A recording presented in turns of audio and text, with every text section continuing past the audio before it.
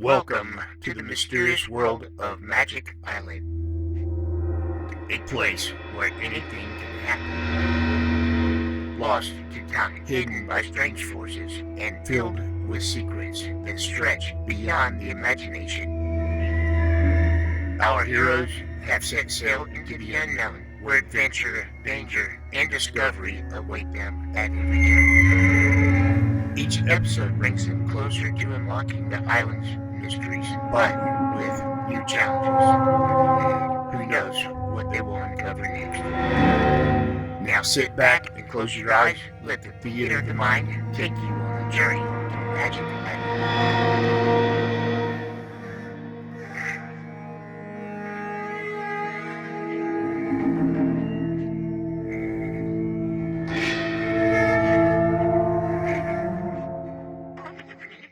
One and a half miles below the surface of the South Pacific Ocean.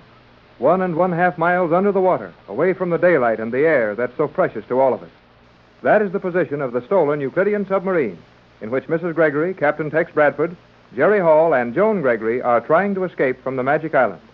It would seem that they've done a fair job of escaping, as they're now 500 miles from the strange island.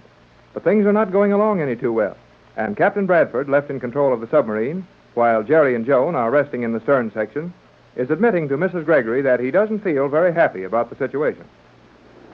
I know you have complete confidence in Joan's knowledge of these Euclidean machines, but is it safe to stand still right here? I think it's a lot safer to stand still than to run a machine I don't know much about, into something I know nothing about. Well, are we securely anchored? We are, but it wouldn't matter if we weren't. Have you any idea, Pat, what the pressure is under 9,000 feet of water? Why, I know it must be enormous, but You bet it's enormous. And we won't do any drifting, except for some current might move us a little. And Joan reminded us that currents are scarce along here, so we're safe. 9,000 feet below the surface of the sea, and safe? Joan says so, and she knows. I wonder. Wonder? Yes, wonder if we're not putting too much confidence in all of these Euclidean inventions. Well, so far they've done everything that was claimed for them. They're perfect as far as I can see. Is anything made by man ever really perfect? No, of course not. We've seen enough of these things to know that we're better off with them than we would be without them. When we're in such a position as this, yes. And what worries me most is that we're always in such a position. That's what makes Euclidia so terrifying and fascinating. It would be almost worth going over to their way of thinking to assure your safety. Now, Pat, you're incurably romantic. And you're looking at all this as something very wonderful. I warned you when we started on this cruise that there wasn't any such thing as magic. But every time Jerry called that weird colony a magic island, you took it for granted. These scientists aren't magicians, Pat. And they aren't friendly or warm or reasonable.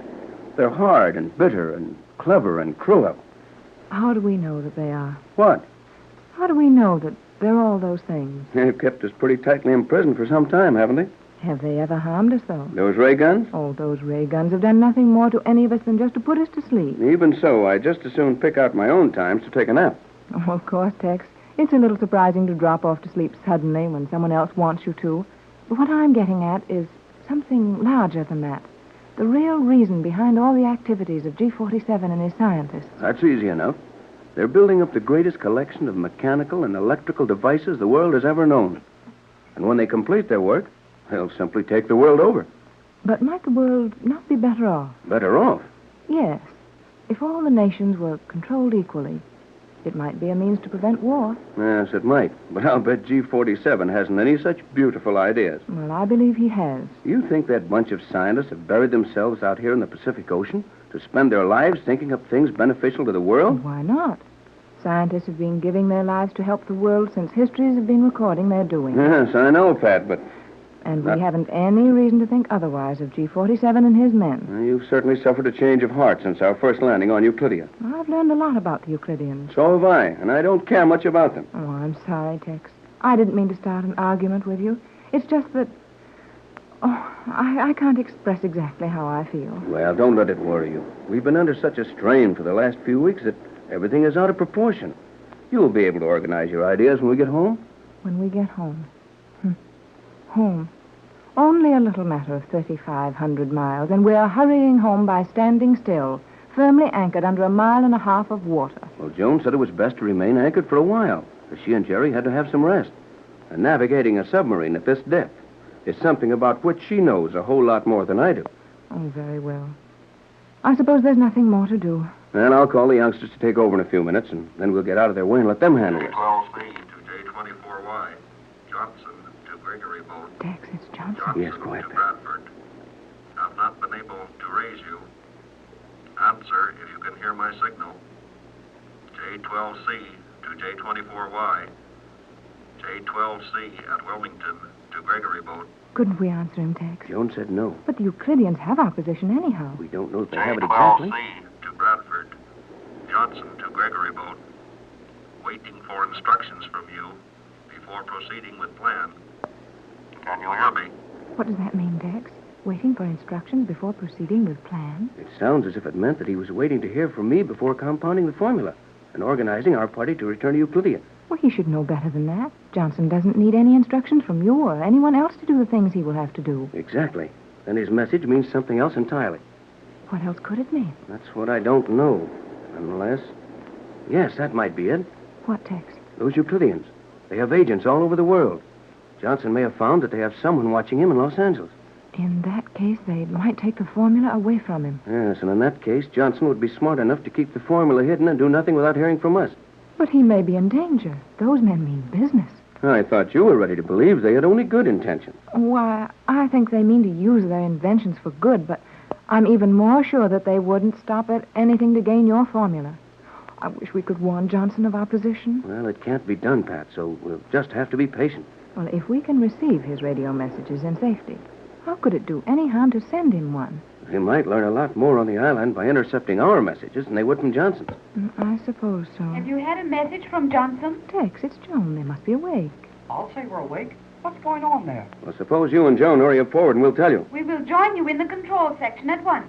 Perhaps Joan will know how to get a message to Johnson. Perhaps, or she may agree that we'd better take a chance and send it, even if the Euclideans do hear us. Boy, I sure got a lot more sleep on that steel mattress than I expected to get. How many times have I told you that everything designed by the Euclideans would perform its appointed tasks perfectly? And how many times have I told you that I'm not so crazy about everything the Euclideans do? Now, you two forget your argument for a minute and listen to us. Certainly, Captain. Okay, Tex. What do you want? We've just had a message from Johnson. Yes, and it might be mighty important that we get an answer to him at once. Hey, this boat isn't moving, is it? Obviously not. Well, Tex thought it better to anchor. We were making only 2 or 3 knots. You were wise, Captain Bradford. We may ride safely at anchor here for an indefinite period. Okay, never mind about how safe we are. What about Johnson? He's apparently in some sort of trouble. Or at least we figured that from the unusual wording of his message. What did he say? He said he was making no attempt to complete our plans until he heard from us. And that is not logical? Far from it. Johnson knows everything to do exactly as we would do it ourselves.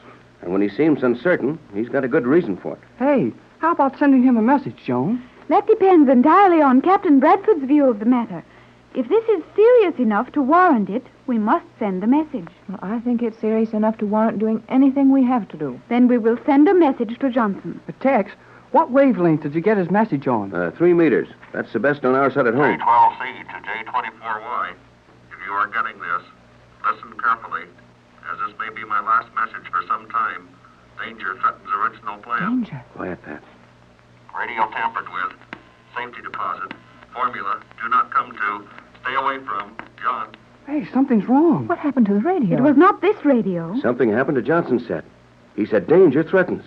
Then the set started to cut out. I didn't get the rest of his message. I thought he started to say stay away from Los Angeles. Yes, I heard that. This should be a time for great accuracy. Johnson started to say, do not come to Los Angeles. Well, that was the idea anyhow. He tried to say something about the formula. And he mentioned safety deposit. Tex, the formula. Yes, Pat, it's in a safety deposit box at the bank. But no one will ever get it. Euclideans will find it comparatively simple to enter any bank in your world and take from it anything they may desire. Oh, golly. I guess that's right. Oh, Tex, your formula. They know where it is. Yeah, I'm afraid they do. Oh, and they'll get it. Oh, no, they won't. They will easily get into your vault at the bank. Yes, and if they do, they may get their clothes taken off, or worse, for their trouble. Gee, Tex, how have you got it protected? Most natural way in the world. I protected the formula with some of the compound. You've actually placed some of your universal solvent in that vault at the bank? Right. The bank officials cooperated with me in giving me a small, unused section of an old vault. And the solvent is so located there that any disturbance or opening the vault with anything except the combinations known only to Johnson and myself will bring together the two portions of the formula. The universal solvent will be compounded immediately, and flowing over the written formula will destroy it in a fraction of a second. You are well protected, Captain, and your foresight is admirable. Oh, you bet. And it was a good idea, too. Then you're not worried about your formula, Tex. Not much, but I am worried about what they may have done to Johnson in trying to get the formula from him. Hey, Tex, let's call him on the radio. You know, even if his set's gone bad, it'll help him just to know we heard him and we're on our way to California. May we, Joan, dear? The emergency warrants the risk. I will attempt to raise Johnson. He was on 3 meters. Correct, Joan? I'm turning all reserve electrical power in the entire boat into this transmitter. You may now reach Johnson with ease, Captain. I'll try it. J24Y to J12C. J24Y to J12C.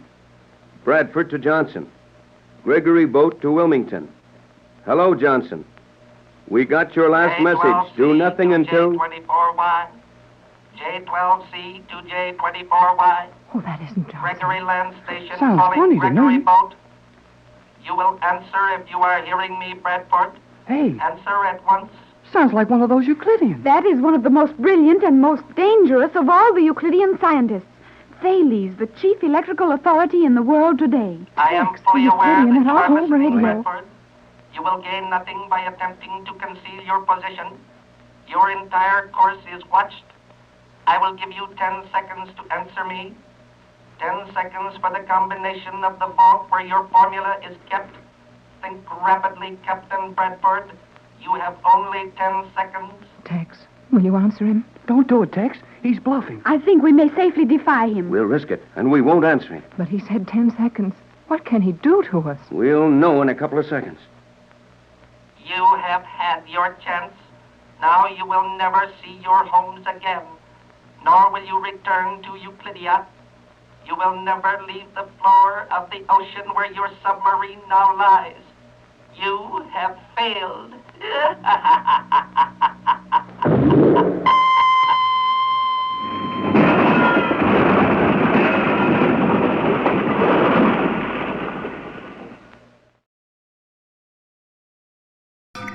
And so, another chapter closes on Magic Island.